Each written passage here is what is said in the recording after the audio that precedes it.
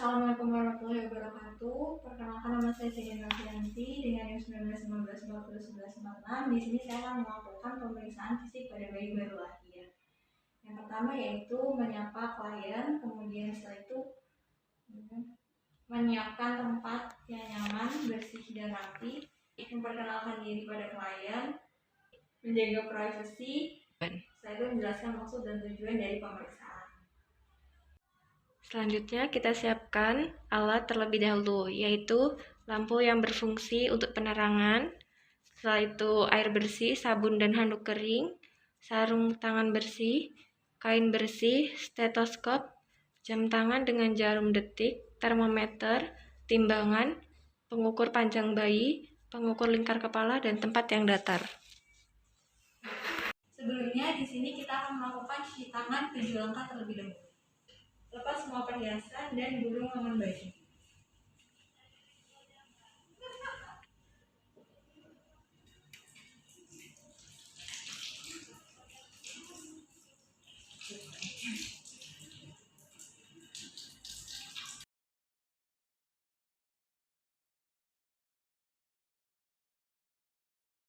Setelah itu keringkan menggunakan handuk kering atau tisu. Kemudian kita lakukan pemeriksaan. Amati bayi dan ibu sebelum menyentuh bayi. Dan jelaskan ke ibu bahwa sebaiknya dia melakukan kontak mata dengan bayinya dan membelai bayinya dengan seluruh bagian tangan. Selanjutnya kita lihat postur, tonus, dan aktivitas bayi, sehat dan bergerak aktif.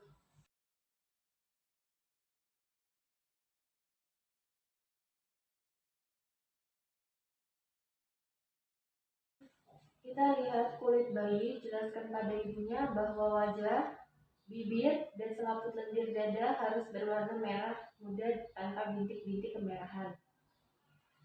Setelah itu kita hitung pernafasan, tarikan dada bawah ketika bayi sedang tidak menangis. Jelaskan pada ibunya bahwa frekuensi nafas normal 40-60 kali per menit.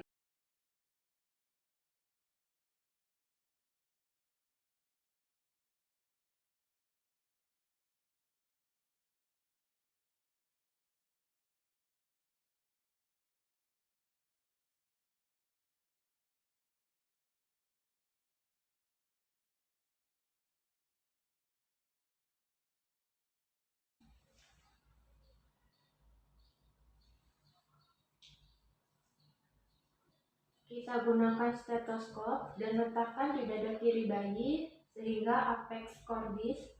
Kita hitung detak jantung dengan stetoskop. Frekuensi detak jantung normal adalah 120-160 kali per menit. Kemudian kita lakukan pengukuran suhu di ketiak. Jelaskan suhu normal adalah 36,5 sampai 37,5 derajat Celcius.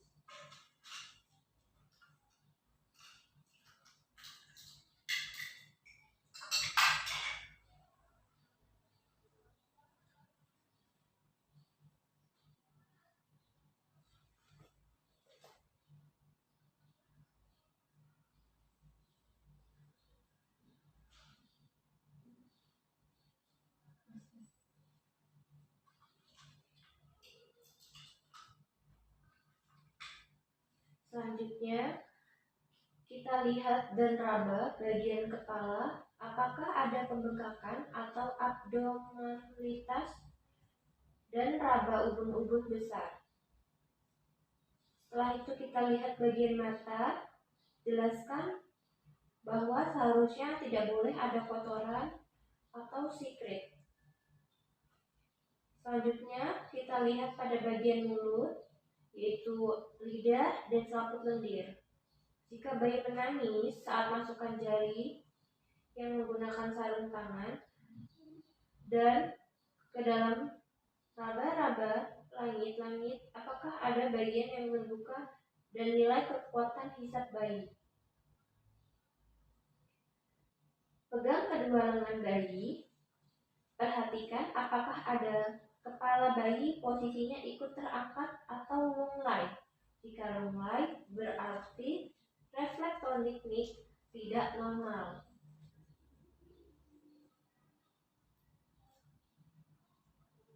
Lihat dan raba pada bagian perut untuk memastikan perut terasa lemas atau tidak. Kita raba bagian perutnya. Setelah itu kita melihat pada bagian tali pusat. Jelaskan pada ibu bahwa seharusnya tidak ada perdarahan, pembengkakan, atau nanah. Kemudian kita lihat pada bagian tali pusat. Jelaskan ke ibu bahwa seharusnya tidak ada perdarahan, pembengkakan, nanah bau, atau kemerahan pada kulit sekitarnya. Selanjutnya kita buka hidung bayi. Kita lihat bagian punggung dan raba bagian tulang belakang.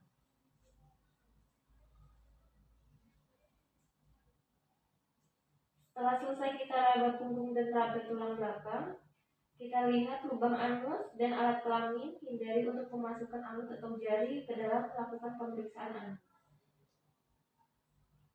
Setelah itu kita periksa ekstremitas atas dan bawah.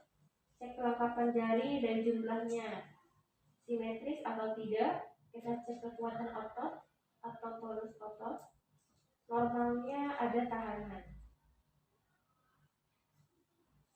Selanjutnya kita tanyakan ke ibu apakah bayi sudah buang air besar dan buang air kecil. Bu, apakah bayinya sudah buang air besar? Oh, sudah ya bu ya. Buang air kecil juga sudah ya bu. Kita pastikan dalam 24 jam pertama bayi sudah buang air besar dan buang air kecil. Kemudian kita minta ibu untuk memakaikan pakaian atau selimut bayi. Bu, ini saya bantu ya menggunakan pakaian bayinya ya bu ya. Saya bantu bedongnya. Kemudian kita bedong bayi. Setelah itu kita akan menimbang bayi. Kita timbang berat badannya untuk mengetahui berat badannya.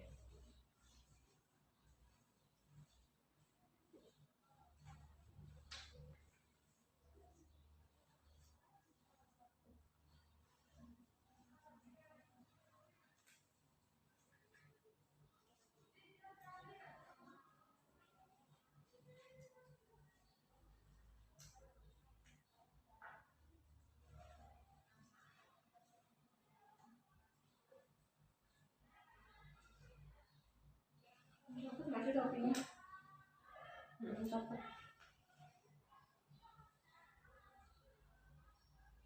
Setelah kita timbang, kita mengukur panjang dan lingkar kepala dada bayi.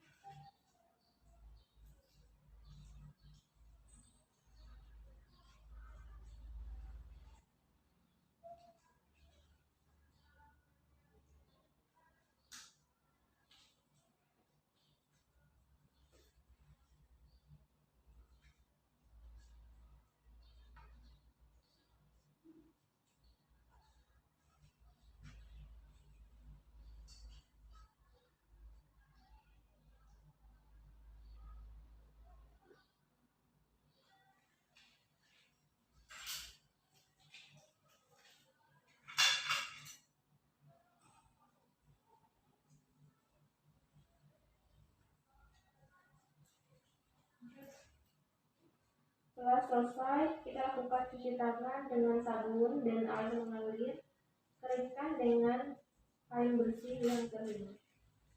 Aku perlu panjang. Terus kamu berdiri di sini. Mintalah ibu untuk menyusui bayinya. Bu, jangan lupa ya disusui adiknya. Nah, nanti saya ajarin cara menyusui yang benar. Lakukan rujukan jika terdapat abnormalitas atau tanda-tanda bahaya pada bayi. Yang pertama, tidak dapat menetek. Kedua, kejang. Ketiga, bayi bergerak hanya jika dirangsang. Keempat, kecepatan nafas kurang dari 60 kali per menit. Kelima, tarikan dinding dada bawah yang dalam. Keenam, merintih. Ketujuh, sionistis sentral. Setelah itu kita lakukan cuci tangan 7 langkah. Kemudian dokumentasikan seluruh hasil pemeriksaan dan tindakan. Warahmatullahi wabarakatuh. Perkenalkan, nama saya Cindy Novianti dengan NIM 1915 Di sini saya akan melakukan suntik vitamin K pada bayi baru lahir. Yang pertama, kita mencuci tangan 7 langkah terlebih dahulu. Yang pertama yaitu lepas semua perhiasan dan gulung lengan baju.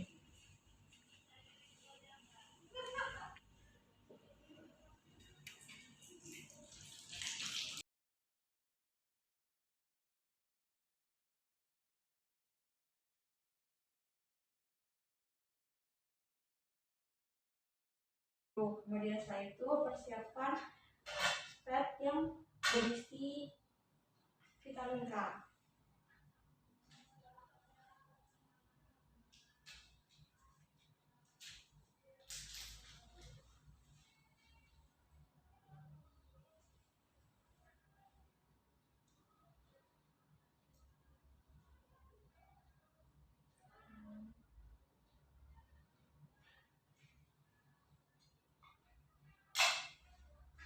Kemudian setelah itu menggunakan handscreen.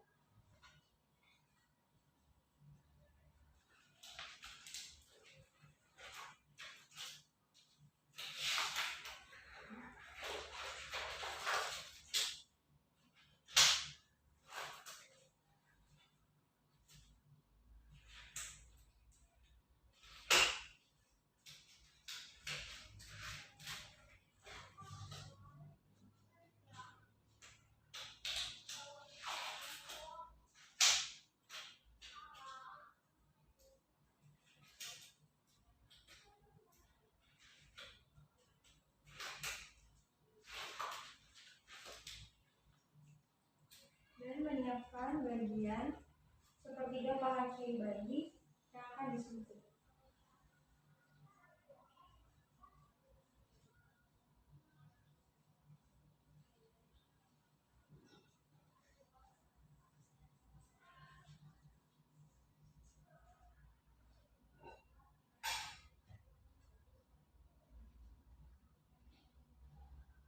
Apa ini namanya? Antiseptik. Lakukan antiseptik menggunakan kapas alkohol pada sepertiga paha kiri bayi.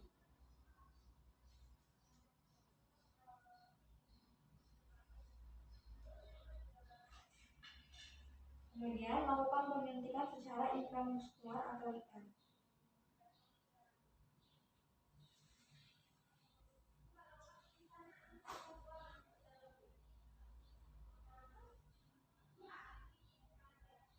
Lakukan aspirasi untuk memastikan bahwa tidak adanya darah yang masuk ke dalam sistem.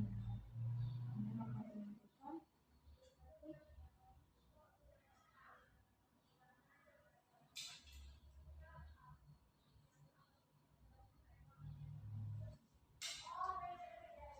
Setelah itu periksa dan amati atau perhatikan TTV pada bayi. Jika sudah aman dan normal, maka rapikan pasien dan rapikan alat-alat.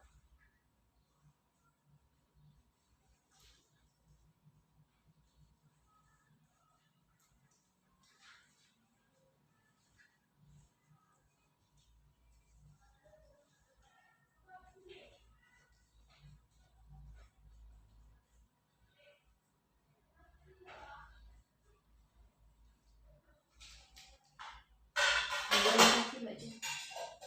Dokumentasi. Lepas handscreen dalam melakukan perolahan 0,5%.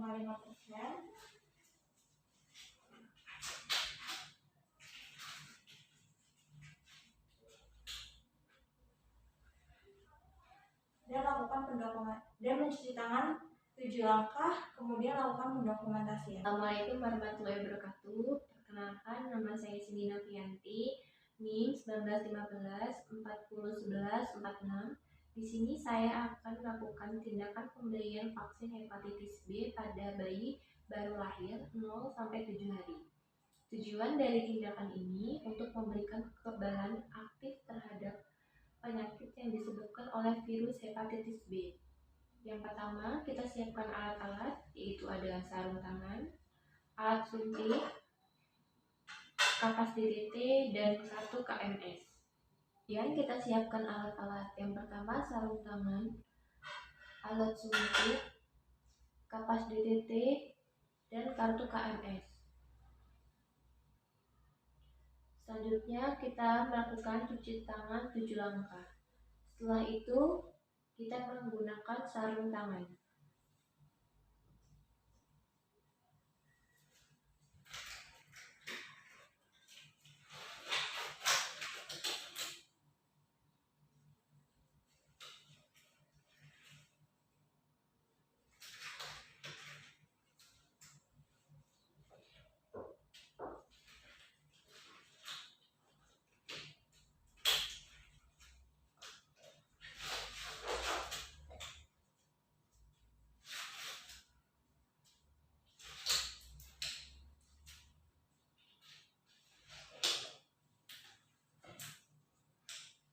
Kemudian kita keluarkan PID atau Prefilled Injection Device dari kemasannya. Setelah itu kita dorong dan tekan dengan cepat penutup jarum ke dalam port. Jarak antar penutup jarum dengan port akan hilang dan akan terasa ada klik. Kemudian kita oleskan kapas DTT di 1/3 paha luar bayi sebelah kanan.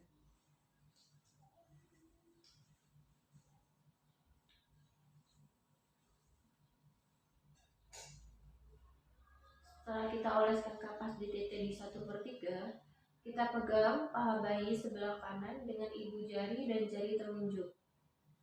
Keluarkan penutup jarum. Pegang PID pada port dan suntikan jarum dengan sudut 90 derajat di 1/3 paha luar bayi sebelah kanan. Tekan reservoir gelembung vaksin untuk mengeluarkan vaksin. Setelah reservoir kempes, tarik PID keluar, tekan dengan kapas.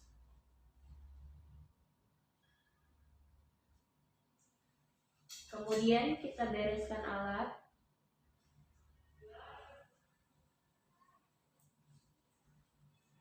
Setelah selesai kita membereskan alat, kita lakukan cuci tangan 7 langkah dan kita dokumentasikan menggunakan KMS.